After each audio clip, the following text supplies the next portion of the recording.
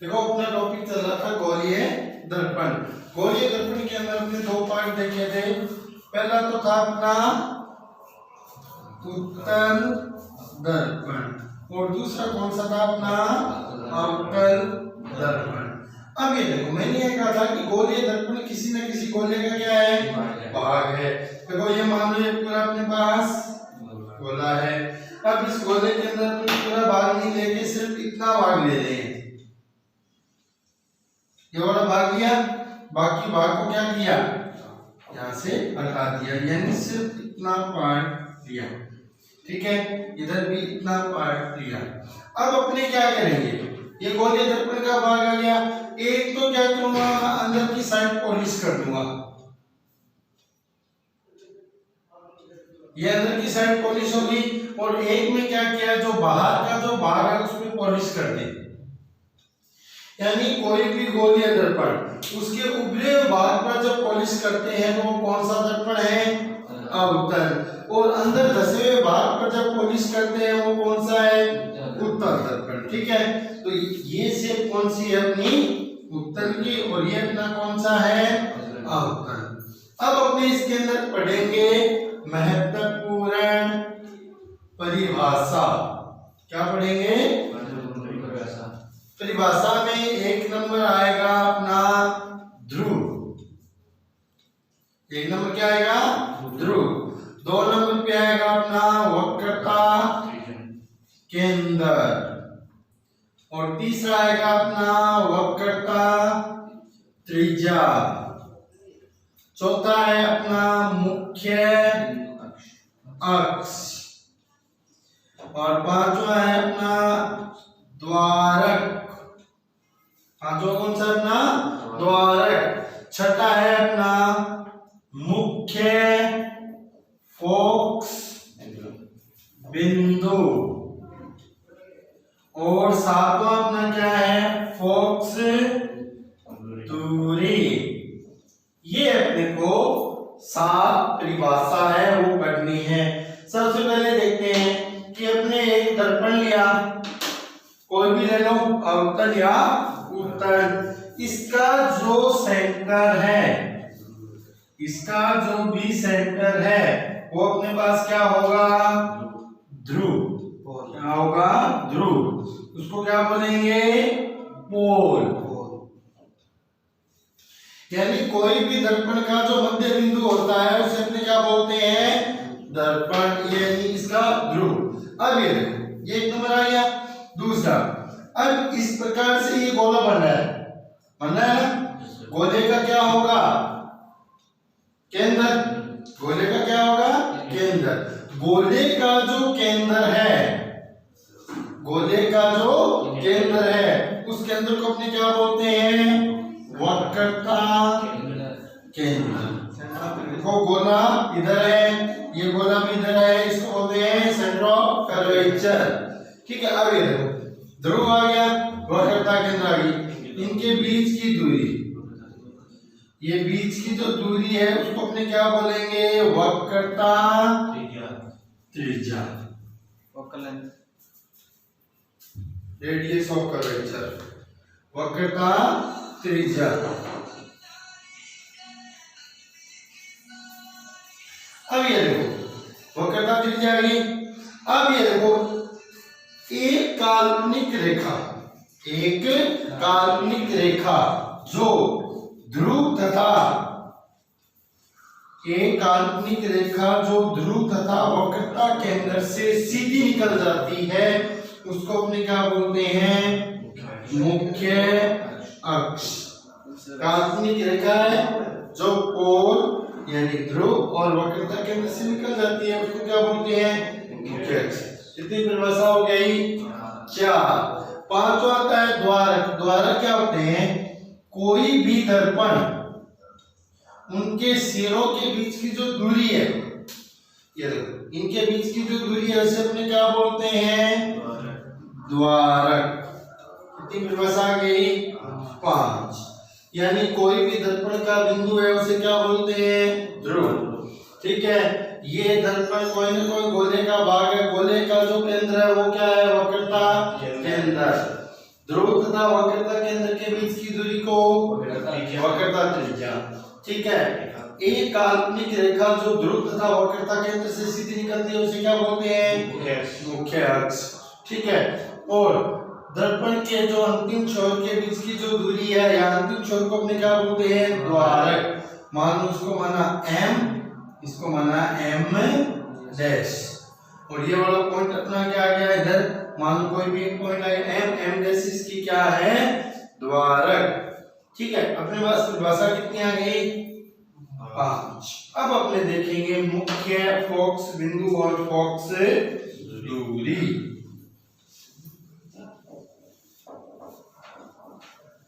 अब देखो, ये अवतल दर्पण तो क्या करेगा? अवतल दर्पण, इसको तो देखो इंग्लिश में बोलते हैं कॉन्वेक्स मिरर। उत्तर को क्या बोलते हैं? कॉन्वेक्स। इसको बोलते हैं कॉनकेव, कॉनकेव मिरर।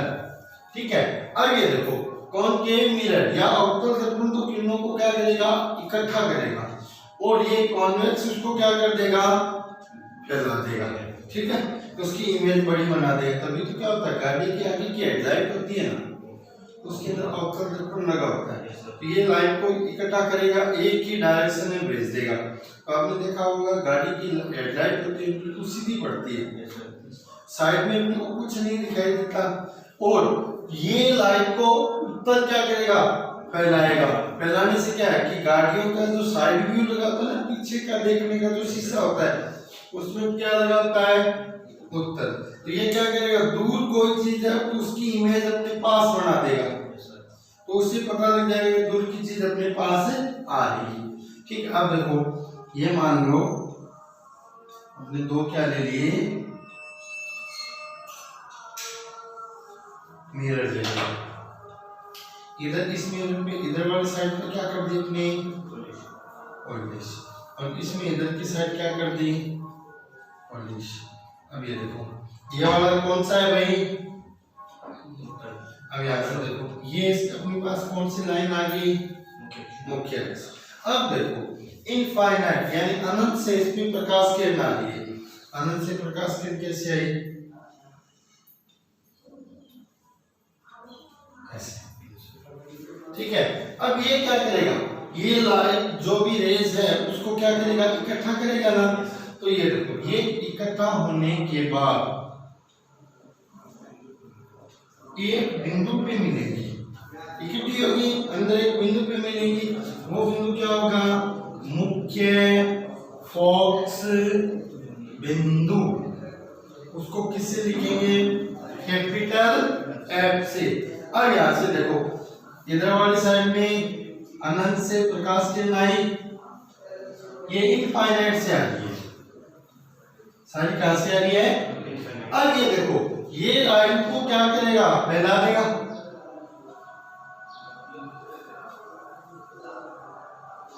ऐसे फैला दिया इसमें। अब ये देखो ये लाइन आपको पता है कि ये तो दूर चलेगी, इमेज तो इसकी बढ़ेगी नहीं, इसकी इमेज बढ़ेगी। तो इसके लिए ये जो पॉइंट है वो क्या होगा? Capital F. यानी जब प्रकाश किरणें दर्पण पर आपतित होने के बाद जिस बिंदु पे मिलती हैं या मिलती हुई प्रतीत होती हैं उस बिंदु को बोलते हैं मुख्य फोकस बिंदु। ठीक है, तो ये पूछा था कौन सा था? मुख्य फोकस बिंदु। अब नेक्स्ट है फोकस दूरी। फोकस दूरी देखो ये है मुख्य फोकस बिंदु, ये है ध्रुव, इनके बीच की दूरी को क्या बोलेंगे? फोकस दूरी। मुख्य फोकस बिंदु तथा ध्रुव के बीच की दूरी को क्या बोलते हैं? फोकस दूरी। फोकस दूरी को किससे लिखते हैं? स्मॉल एफ से। किससे लिखते हैं? तो यही सात जो डेफिनेशन है वो अपने काम में आएगी।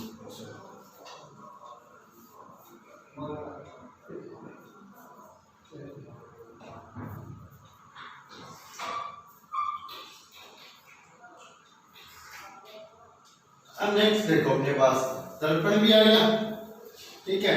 अब आती है इसकी चिन्ह परिपाटी।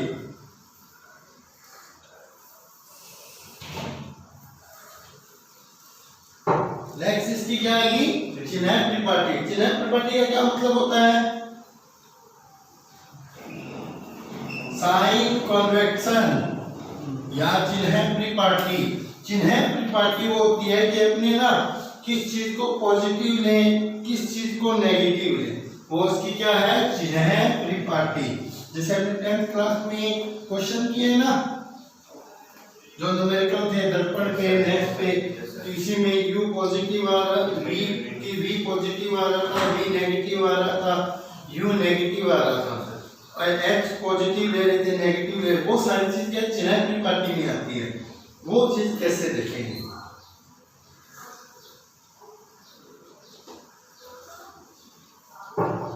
अब देखो अपने नेक्स्ट ले रहे हैं चिन्ह परिपाटी।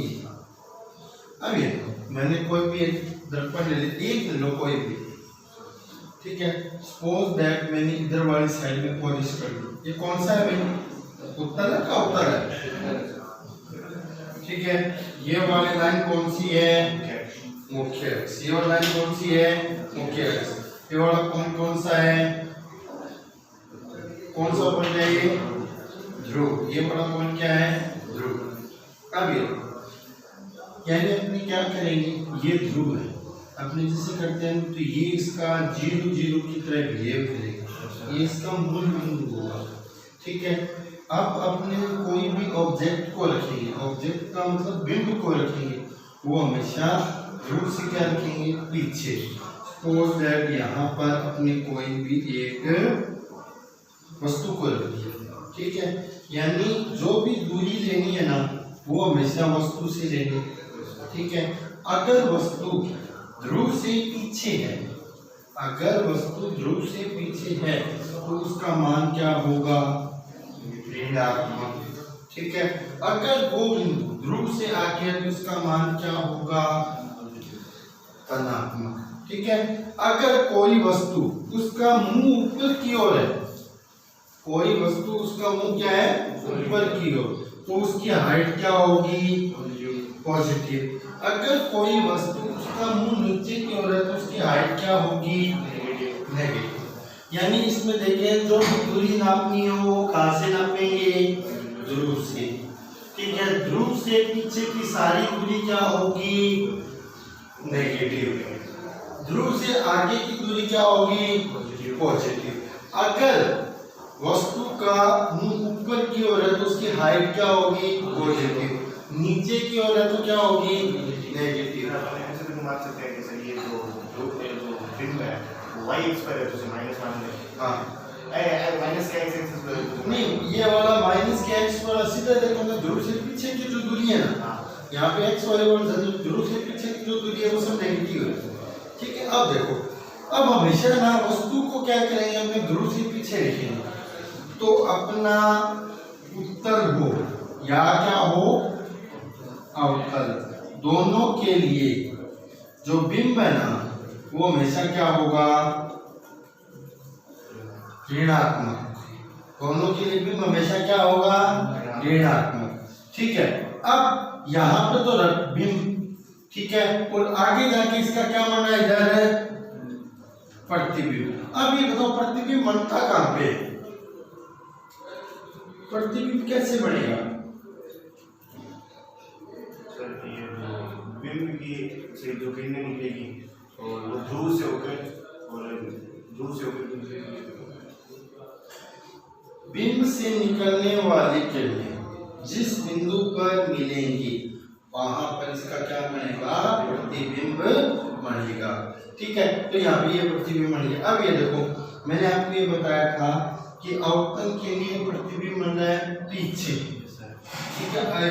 अवतल के लिए तो प्रतिबिंब बनना था पीछे, उत्तल के लिए प्रतिबिंब बनना था आगे। तो अगर उत्तल दर्पण है, कौन सा दर्पण? उत्तल दर्पण, उसके लिए प्रतिबिंब क्या होगा? धनात्मक, पॉजिटिव। अगर अवतल दर्पण है उसके लिए प्रतिबिंब क्या होगा? ऋणात्मक। क्या होगा? ऋणात्मक। यानी ये पता लग गया कि मैं अगर आपको उत्तर या उत्तर दे दूं तो u तो हमेशा क्या रहेगा? माइनस का। उत्तर के लिए v प्लस का, अवतर के लिए v माइनस का। अब अपने देखते हैं बिंब है ना, बिंब को किससे रिप्रेजेंट करते हैं? u से। प्रतिबिंब को v से, ठीक है। और फोकस दूरी को स्मॉल f से, ठीक है। तो ये पता लग गया किसके लिए u पॉजिटिव होगा, किसके लिए u नेगेटिव होगा, किसके लिए v पॉजिटिव होगा और किसके लिए v नेगेटिव होगा, ठीक है। ये वाले अपने पास साइन और थीटा त्रिपाठी के अंदर ये मान आ जाएगी।